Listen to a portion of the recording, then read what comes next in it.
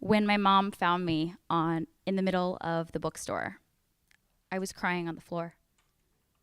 I had been to this bookstore, I don't know how many times, but who cries in a bookstore?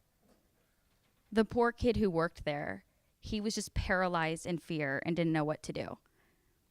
Every time I had been at this bookstore before, it was to get a textbook or maybe Cliff Notes for a book, but I was never on a hunt like I was this day.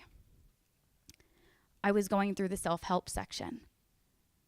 I ran my hand down the spine of every book, but there was nothing there. There was nothing there for me, and I needed an answer. I needed to know what to do next. I'd pick up the book, What to Do When You Lose Your Parents. That's not it. How to Overcome and Deal with Addiction. That's not going to cut it. I must have picked up 200 books, hoping that maybe there would just be a line in there somewhere. There would be some hint. Because at this point, I needed a roadmap. I needed to know what to do next. And I was feeling like if I couldn't find a roadmap, then maybe there wasn't one. Maybe this is where everything ended for me. And then a boy walked up to me. He was in his Barnes & Noble t-shirt, and he was probably 16 years old. He said, "Is there something I can help you find? You look lost." And that was it for me. I broke. With a straight face, I looked him in the eye and said, "Yeah, when you get the book that's titled, I Killed My Best Friend and Now I Don't Know What to Do, I'm ready to buy it. And until then, there's nothing you can do to help me. Nobody can." And all of the emotions I had been bottling up poured out on the Barnes & Noble floor. A month earlier, my biggest concern was studying for midterms. What was I going to major in? I was a college freshman with all the hopes and dreams for my future. I had been to that Barnes & Noble with my best friend Laura more times than I could think of. I known her since I was 5. But on February 25th, 2006, it was the last time we turned up the music in her dorm room and danced around like complete fools. I never thought it would be the last time we would try on 10 different outfits and end up wearing the first one we put on. I never thought that would be the last time that we would sit on the counter in her bathroom and take silly pictures of ourselves getting ready in the mirror. I never thought about any of that stuff because to me, it was just another Friday night. I certainly never thought that February 25th, 2006 would be the night that I would end up killing my best friend. When you're young and you're making choices, everything seems fun and we're invincible. We feel the most safe with our best friend. If I'm with her, nothing's gonna go wrong. I'll get in that car. I'll jump off that cliff. I'll make that phone call. I didn't keep her safe. I took the drink.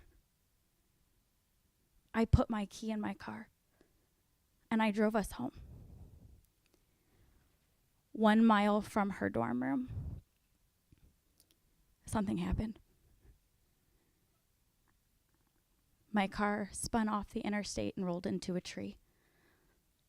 Laura was killed on impact, and I was left just inches from my own death.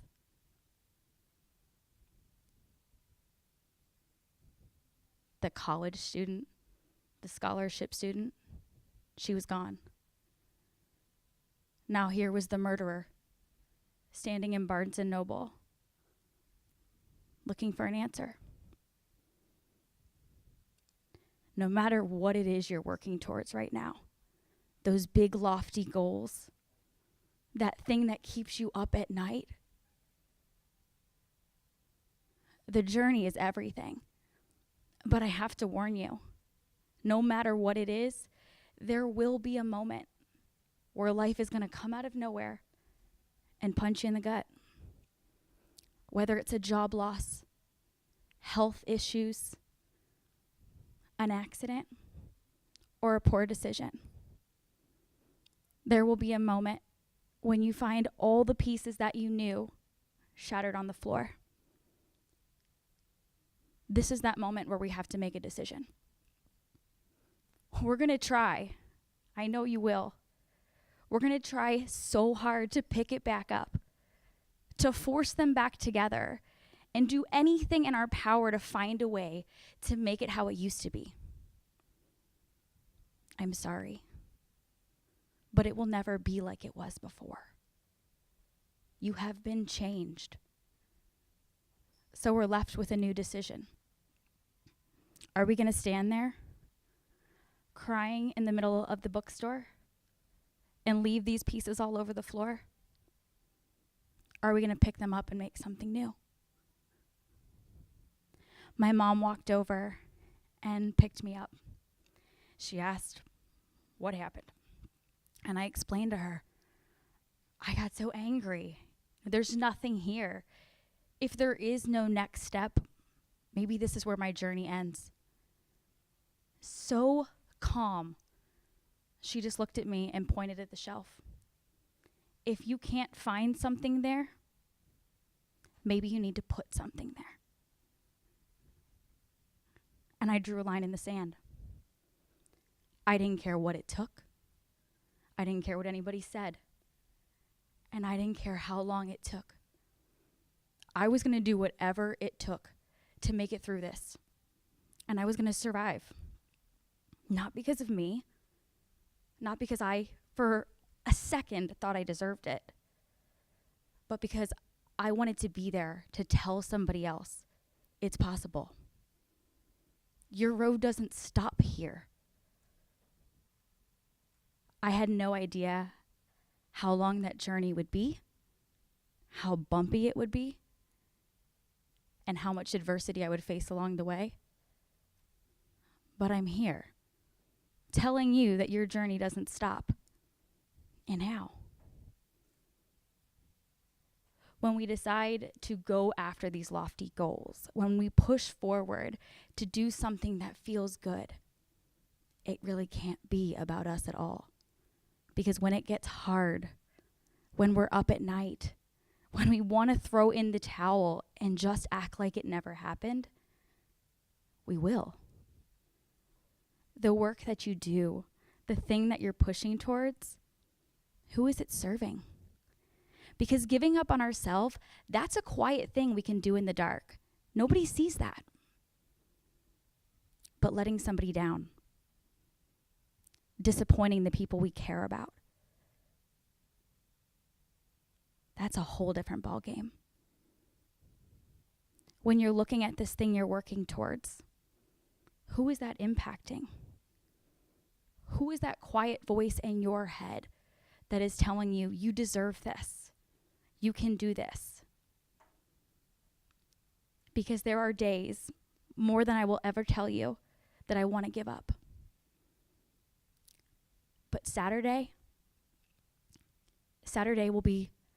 would have been Laura's 30th birthday. How dare I give up when she never got a chance to start?